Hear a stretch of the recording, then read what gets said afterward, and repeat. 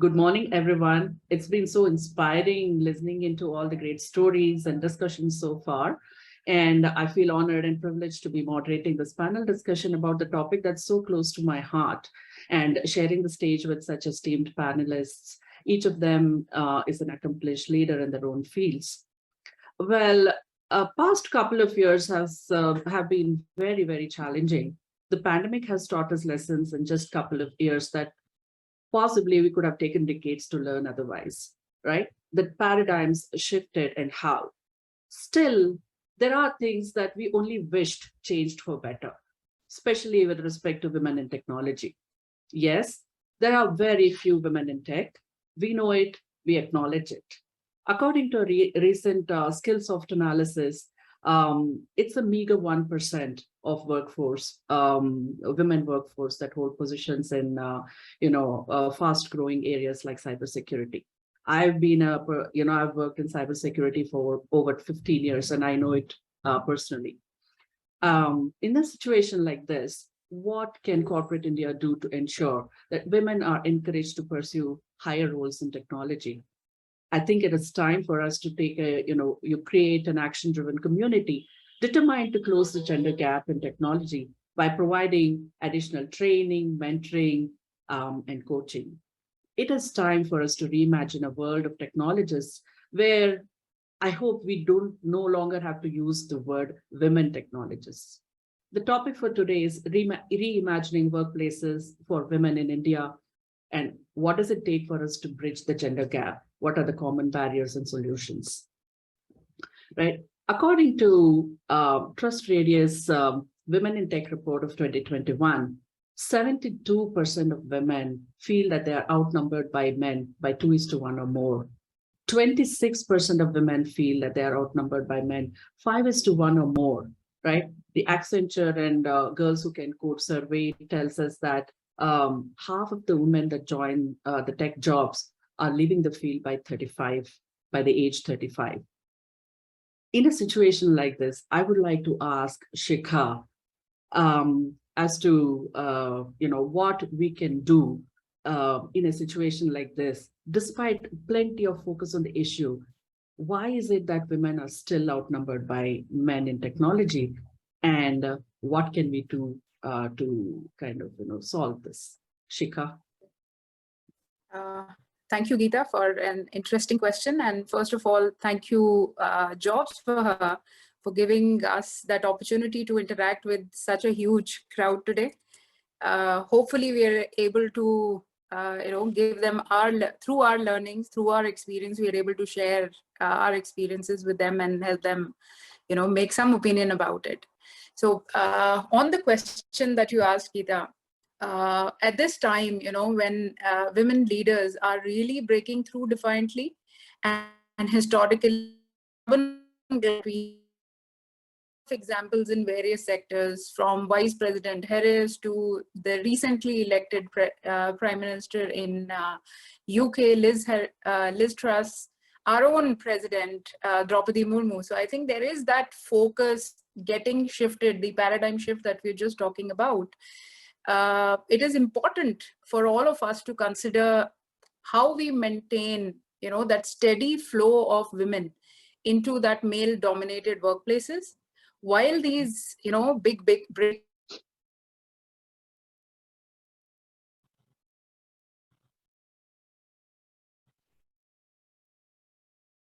that we see in different sectors are quite inspired.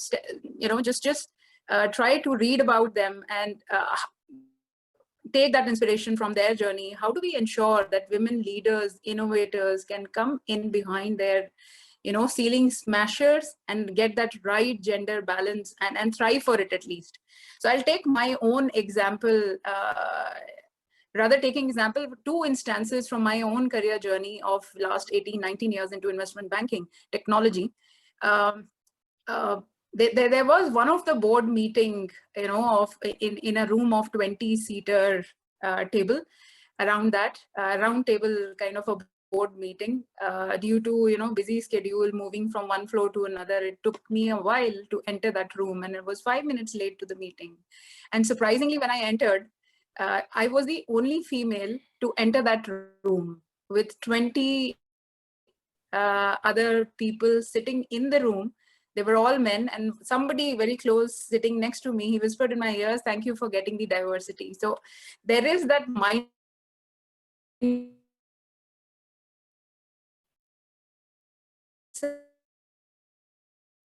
that bottleneck, just one diversity that we have that number. We need to break that. And for tech sector, anyways, this question is quite challenging one to answer, because we have seen there is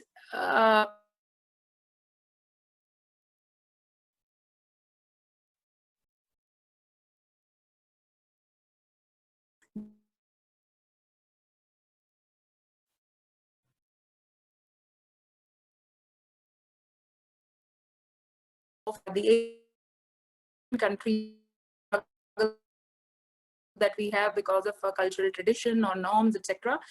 Women are more like that industry within within that time period where they switch over from their individual contributor role to play multiple roles in their own personal lives. So I think there is that focus required to target that genre of women who are experienced middle level and are high potential. They have that potential of moving to the C levels or the senior leadership level. That's where that entire focus needs to shift.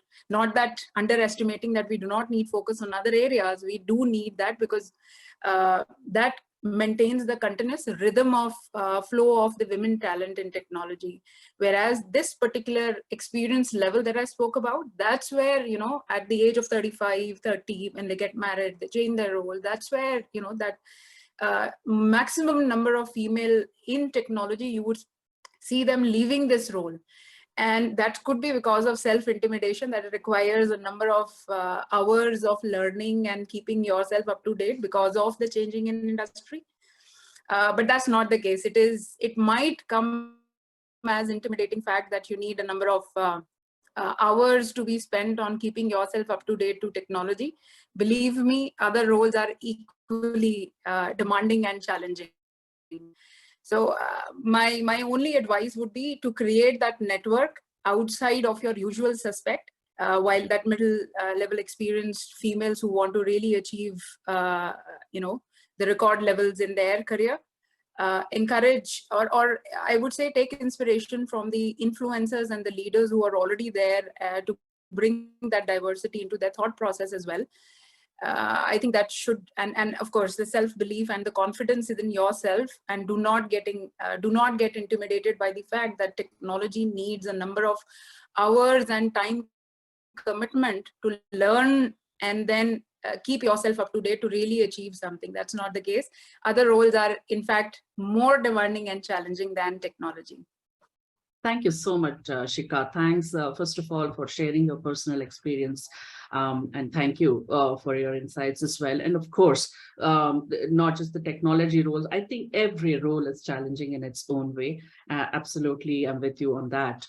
With that, there was an interesting point that you made, right? That you entered a meeting and that you were the only woman in that meeting. I would like to ask Khushboo this, right? Diversity is not just about getting a seat at the table. It's about being a voice that is heard, right, Khushboo? So what are your thoughts about how we can encourage more women to be that voice that is heard? No, absolutely bang on. I think, Shikha, I agree with every word that you have said here. And the example that you quoted, I think a similar example was quoted by Cheryl in her book Lean In, Yes. where she was in a meeting full of men and she asked for directions for washroom for a female. And one of the senior executive in the room said that I'm not sure if it exists in the building.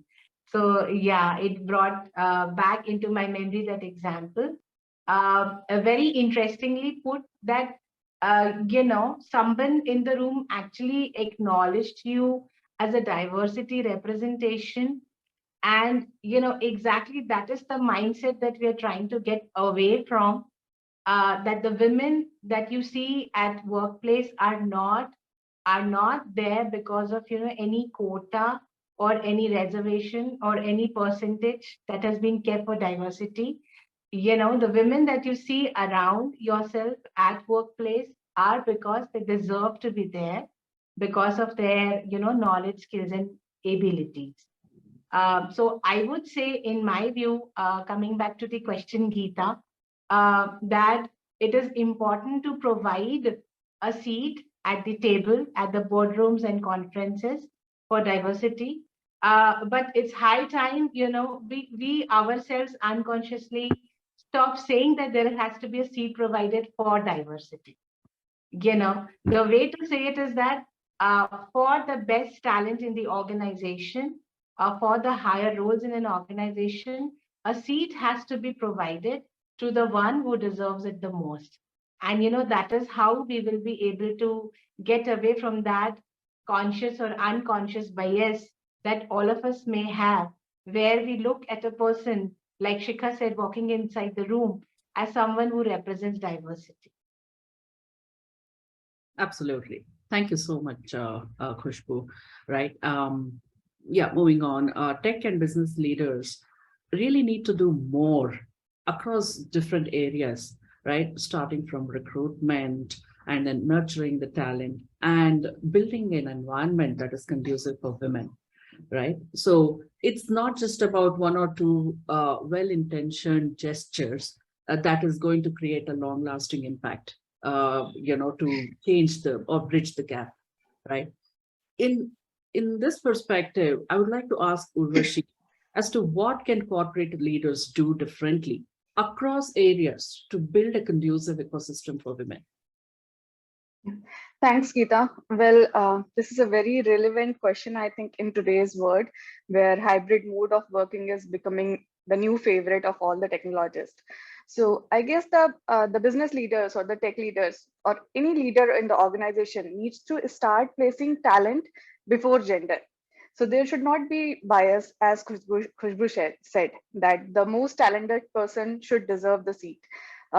As an organization, they need to revisit their principal values, basic values, very minimum attention what we are giving it now, but that needs to be changed and create an enabling culture where women can thrive and women can grow.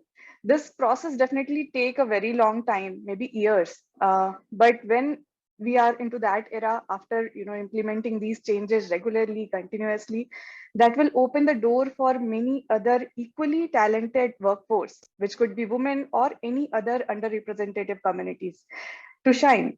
And definitely it will set standards for workplace, how it should be, to let everybody grow. We have to provide the same kind of platform to everyone so that they can be trained into different skills. They can showcase what talent they are bringing in. Doing all these things will definitely take lot of brainstorming and lot of courage, actually, to do things which is not happening now, implementing something new, different from other organizations, what they are following from the past many years. Like as an experiment, we are supporting women with maternity leave, plus we are coming up with new concepts of surrogacy leave, adoption leave, so that women can grow in their personal life and they don't have to feel shy about all these things. Yeah. We keep on doing camps for mental health awareness as well for them. So I think we are in an era where there is a need to remove the biasness and traits by the lens of leveraging the skills and talent, because innovation cannot be done in a place which is biased or unequal. Until the people have the same mindset, they cannot innovate. So and without innovation, I guess the next future is not possible. Everybody who is looking for success, they need to do something innovative. Thank you so much, Urvashi. I totally am with you. Coming from a core technical background, I cannot agree more to the underlying word, that is innovation, and really create an environment for innovation. Thank you so much, Urvashi. And I really loved that you said talent before gender, right? Shreya, I would like to ask you how we can, how leaders can influence this culture of talent before gender. Yeah. So firstly, thank you, Jobs for Her, for inviting me for this session. And hello to all the participants. I really hope you take away something by the end of this session. So a very good point that we have spoken about here, that we should put talent before gender.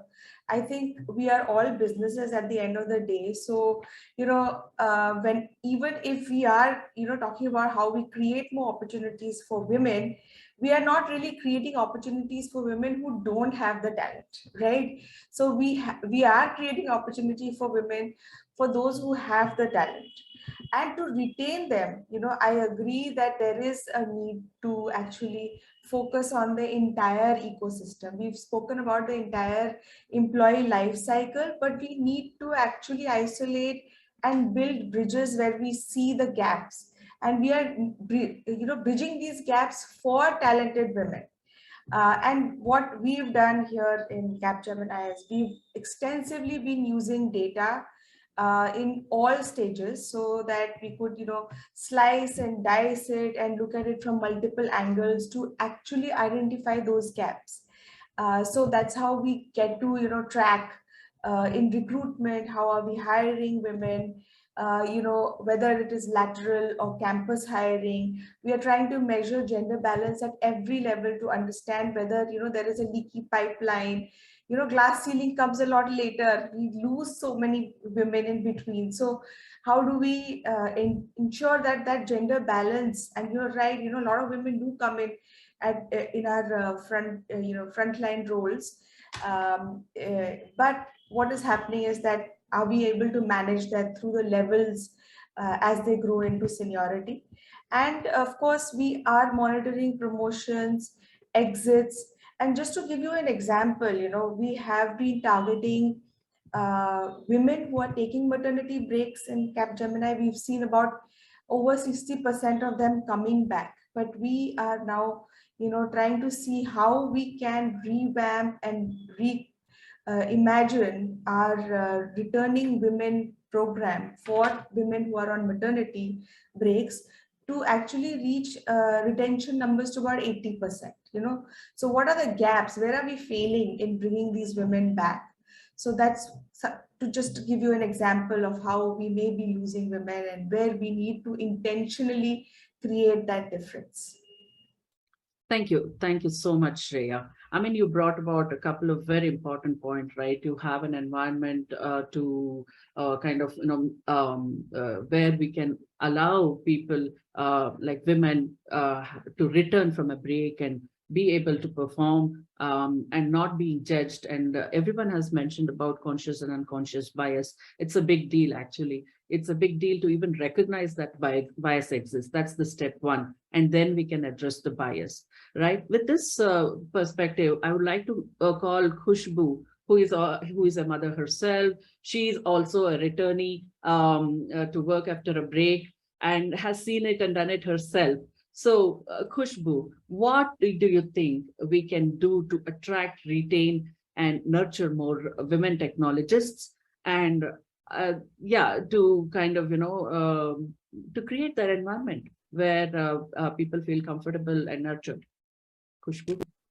Yes, thanks, Geeta, for this question. I felt this need of sharing with all of you one example where I came back from my second maternity. I was just telling, I think, Geeta yesterday in a discussion, was that in the current organization that I am with, Bajaj Auto, when I came back from my maternity, my second maternity that was, I'm just sharing with all of you. It's just like you said, we are all alike. We all think the same.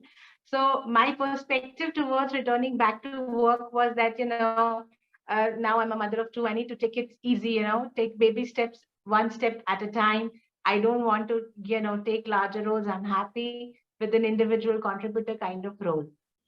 To my surprise, because I had earlier worked with Bajaj Auto, immediately after returning from work, I was given a role, which was a team handling role.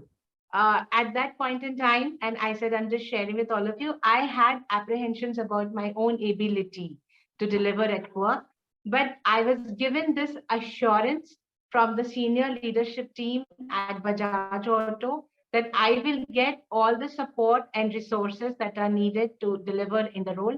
I was given a team of 3 people to lead and run with a very large role at that point in time. And let me share with all of you that I was able to deliver well in that role after the end of 1 year.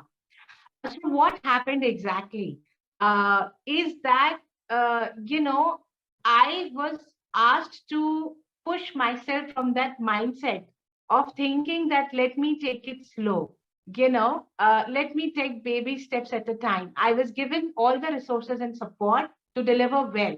Now, taking this example and trying to answer the question that Geeta has put, that how do we ensure that we attract, retain, and develop female employees at workplace is possibly to help them understand that they have to deliver to the best of their abilities by providing the right support, the right framework and resources.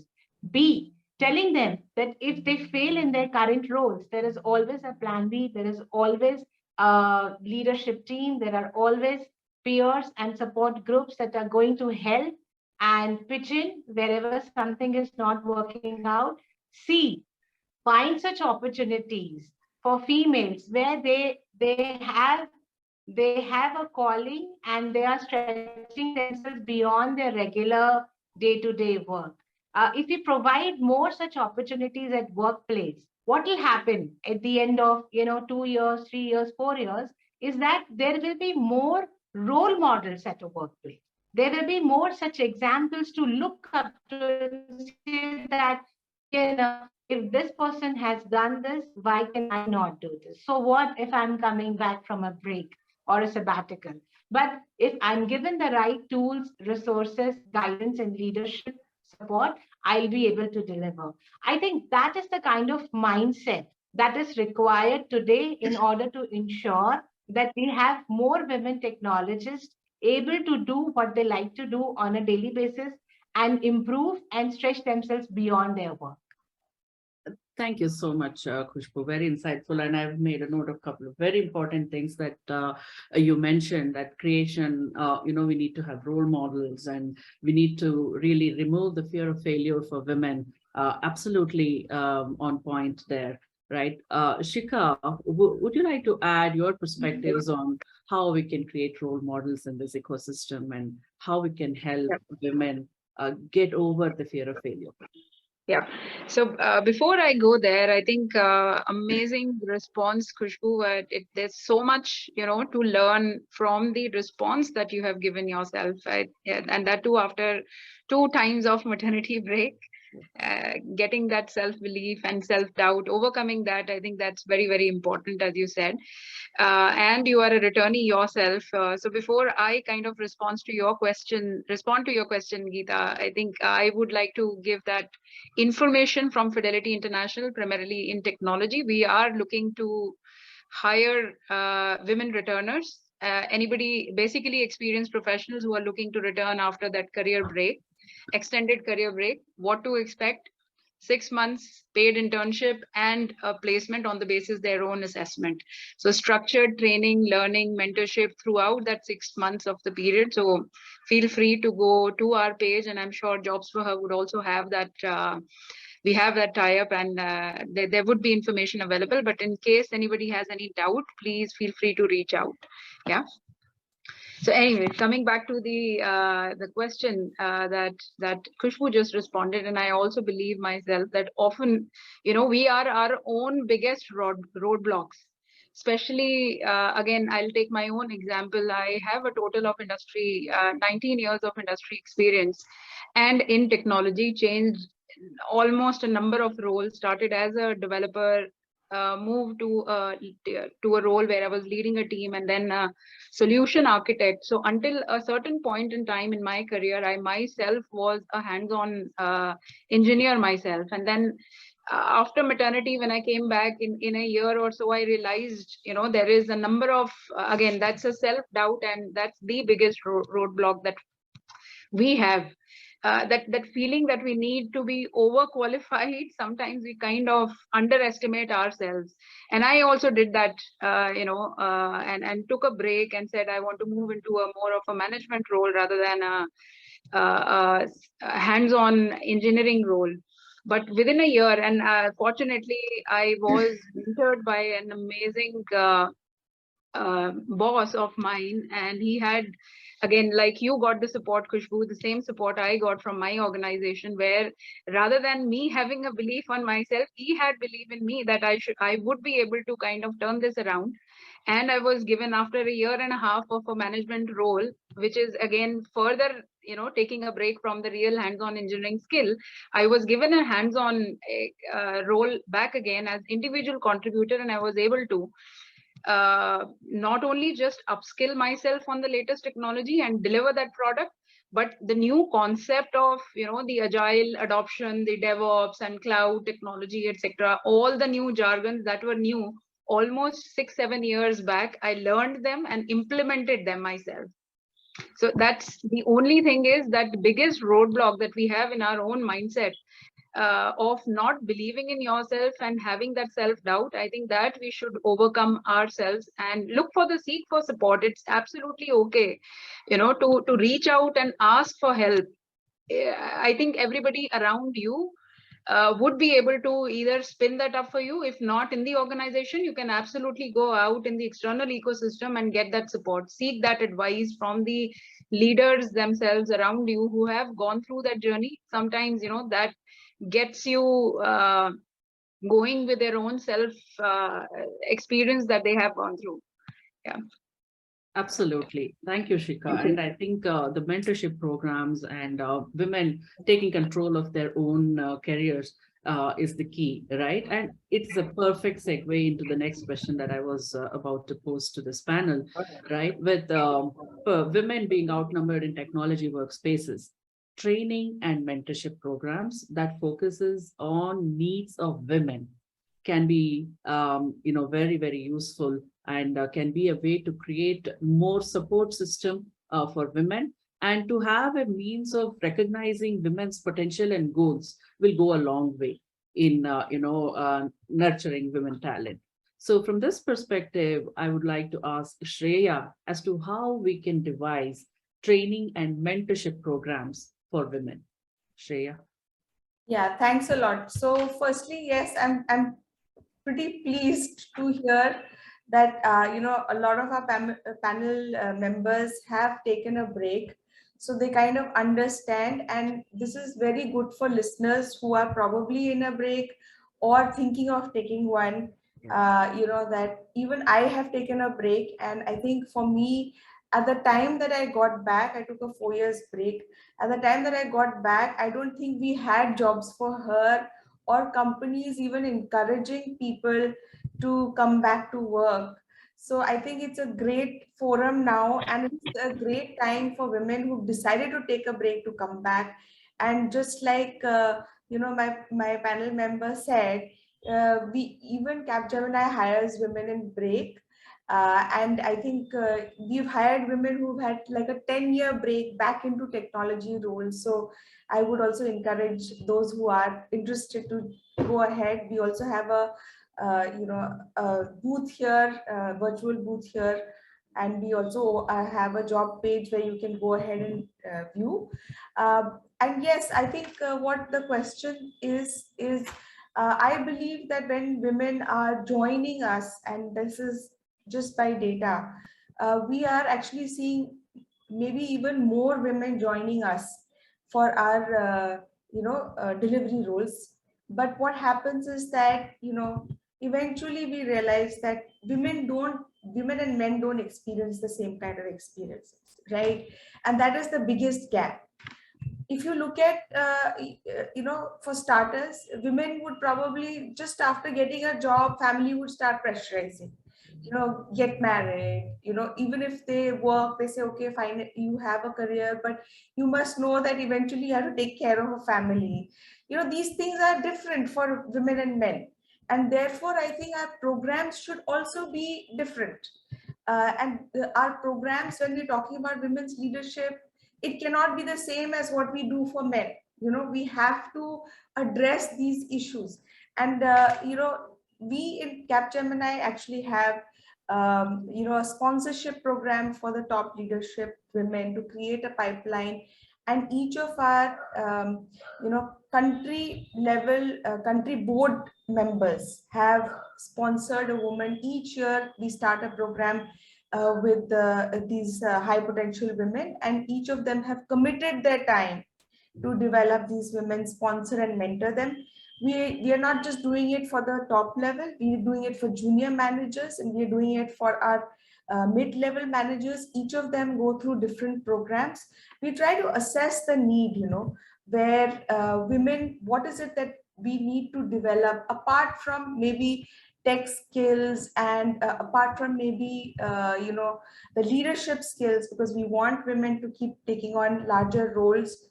We also realize, just like how all of you have mentioned, we are still in a very real, social context of patriarchy and machism.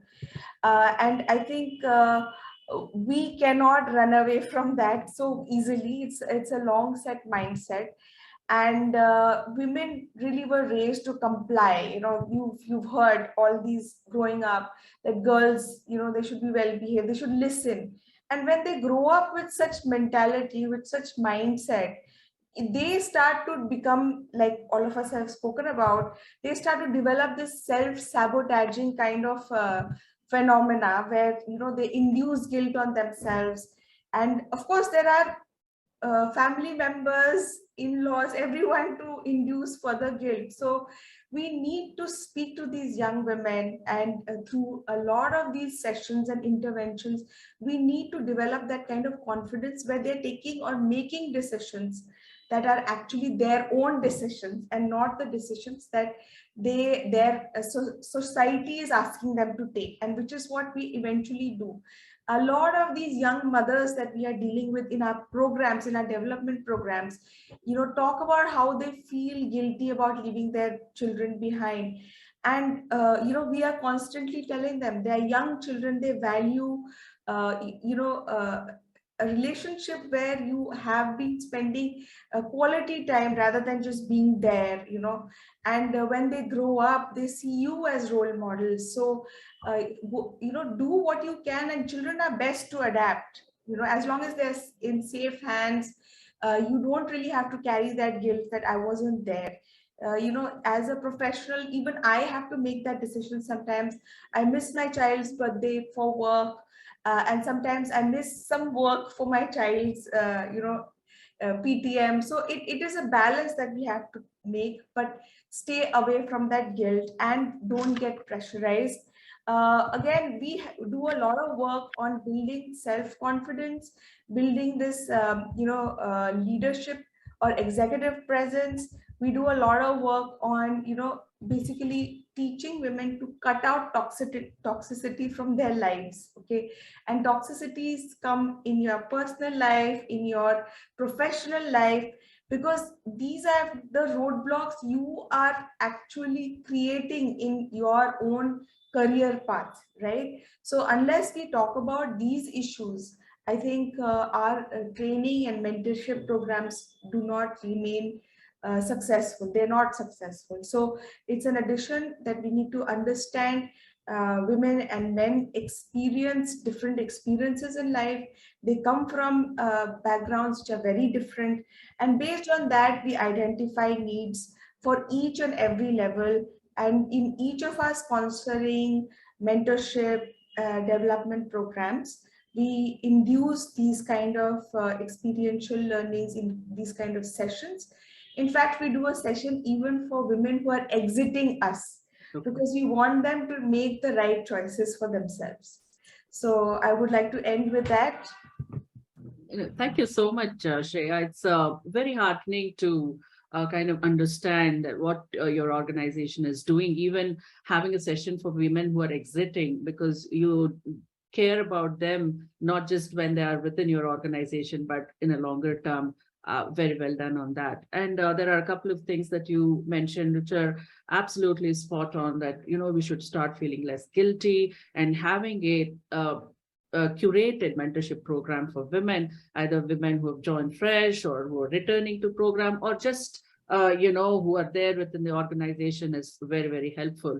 At the same time, I think it is also important for us to be guided if we are on the right track, or it's sometimes that women reset their priorities time to time and sometimes do not realize the potential that they probably have. Right. So it might require someone else to kind of, point at us and say that this is where your potential is and this is where you possibly can grow. And also have some kind of a rewarding program, right? Again, curated for women, saying that, yes, you're on the right track, and give a pat on the back. That'll go a long way, I think. So from that perspective, I would like to ask Urvashi, right, how we can devise these rewarding programs for women, and what can we do to kind of identify the potential in women and help them adjust their goals? Yeah, so firstly, thanks, Geeta, for the question. But firstly, I would like to continue with what Shreya said as being a role model today.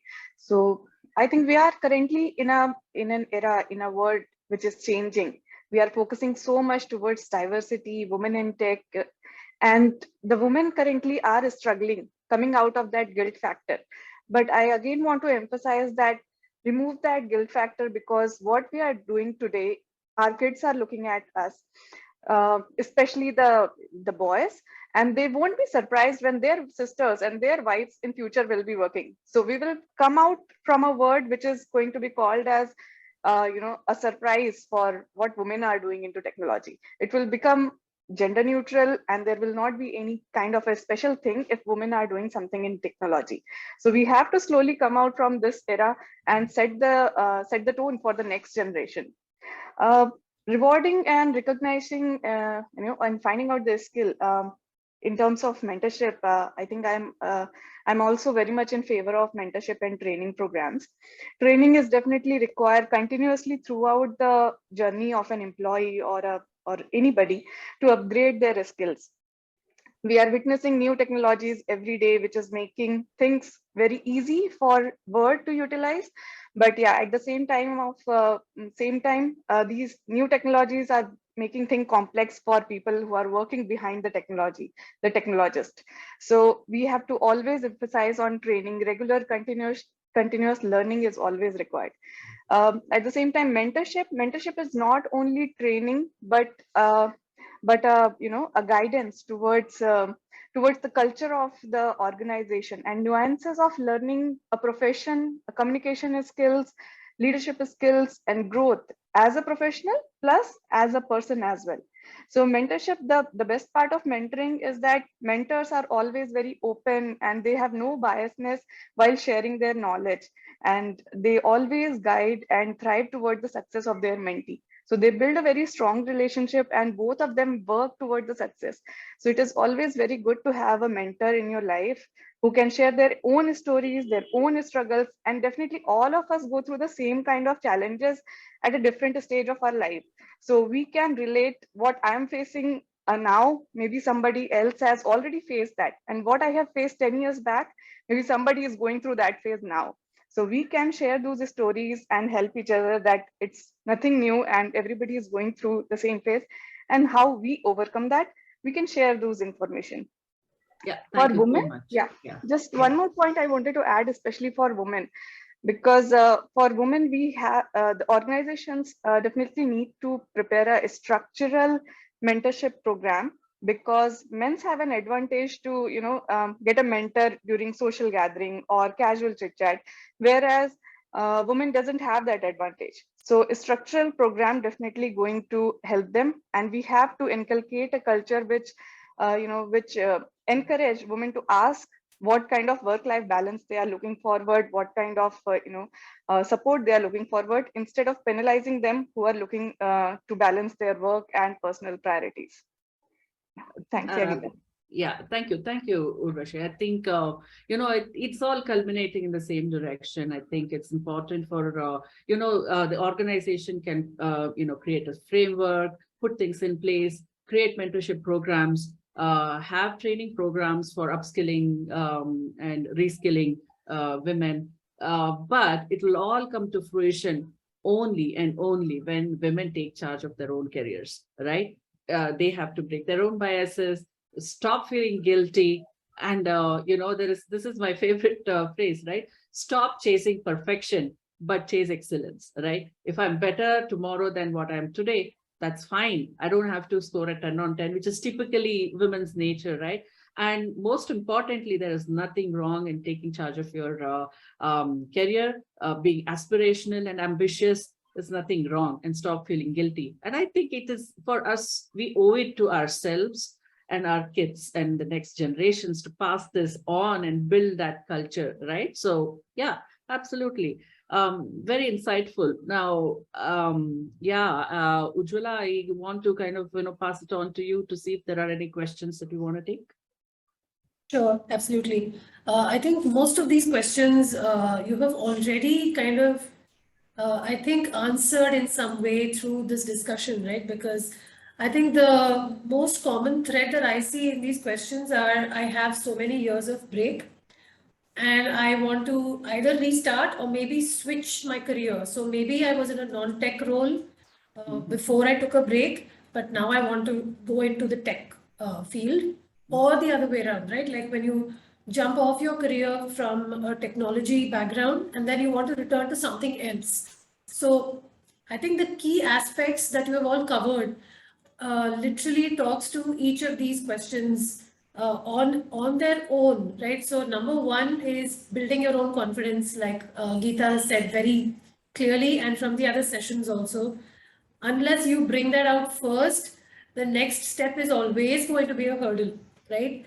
So the first step is confidence. The second step, of course, networking. Yeah, what a point that was. Like we don't have the advantage, the same advantage like men do, right? It's sad, but it's kind of true because of the various societal pressures or social conditioning that we go through, I guess. Nobody at fault there, but yeah, I mean, if we had to stand up and say, hey, I want to get a mentor too, and then, who's going to stop us there? Really, it's only your own barrier. So I think amazing discussion. I think most of us in this session have understood why it's important to learn and grow and learn and grow, right? I think that for me is the key takeaway from this session. Thank you so much to everybody who has joined us today. Your personal input really matters, because I think for women who have joined us here from all across the country, because it's online, it's a great platform to meet leaders like you, be inspired, just to say that if you can, I can too. I think that's the, that's the vibe we get. And it's so great to have you all joining us. I'm hoping that you'll stay with us for the rest of the conference and kind of enjoy. Thank you so much, Geeta, for moderating the session. And thanks to all of you for being a part of it. Thank you so much. Thank you, Ujjwala. Thank you. Bye-bye. Thank you very All much. the women. Thank you.